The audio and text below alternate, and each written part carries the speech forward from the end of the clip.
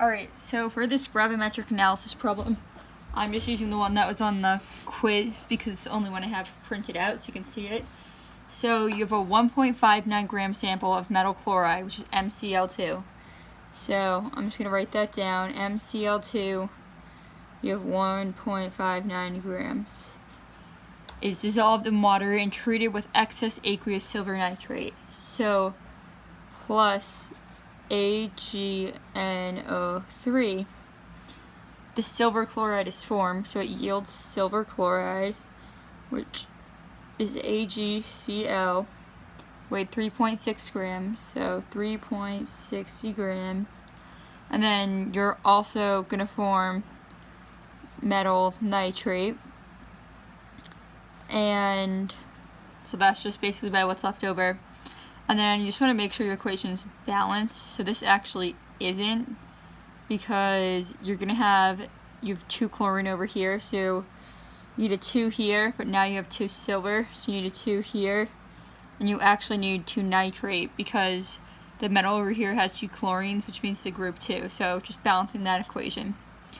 So what you're given is 1.59 grams of metal chloride and 3.6 grams of silver chloride.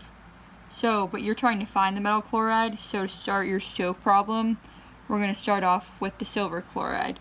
So you're given 3.60 grams of silver chloride. And then from there, so you need to go grams to grams and moles. So you're going to do grams per mole. So you have 1 mole of silver chloride is 143.32 grams. And then you're going to set up a mole ratio because we're going to try and find the moles of this because you're already given grams.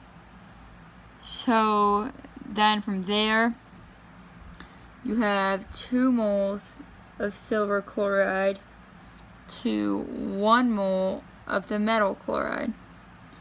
So this, you cross out your units, grams, moles, so you're left with moles of your metal chloride, which is going to be 0.012559. I just like to go out because I always make like rounding errors.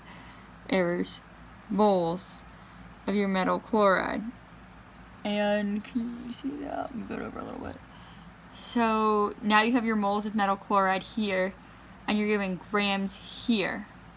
So you're trying to find the molar mass of your metal. But here you are, you have moles and grams. So when you have moles and grams, you can find the molar mass of this entire thing. So you know 1.59 grams of your metal chloride is this many moles.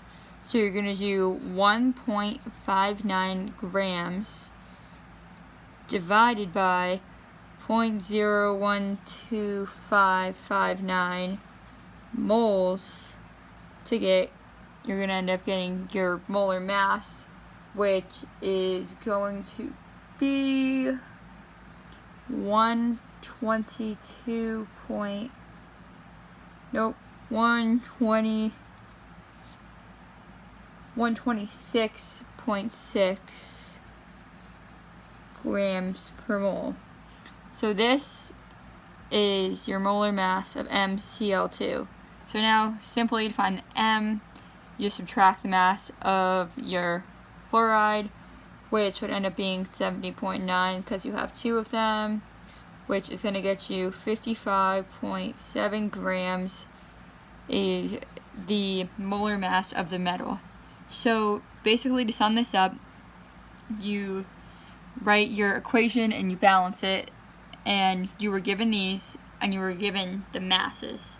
So then you have to look at what you're given and what you're solving for, and you know that you're solving for the metal, so you start off with your 3.6 grams.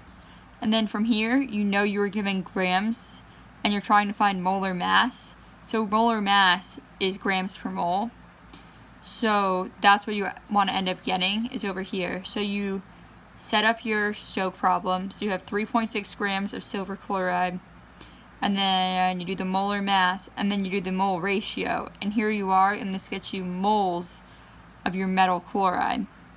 And then from here, since you were already given the grams, you do the grams divided by the moles to get the molar mass of your metal chloride. And then from there, you just subtract the chlorine because that's on the periodic table, and you get 55.7 grams of the metal, which ended up being C, which was the right answer confirmed by Dr. Cressman.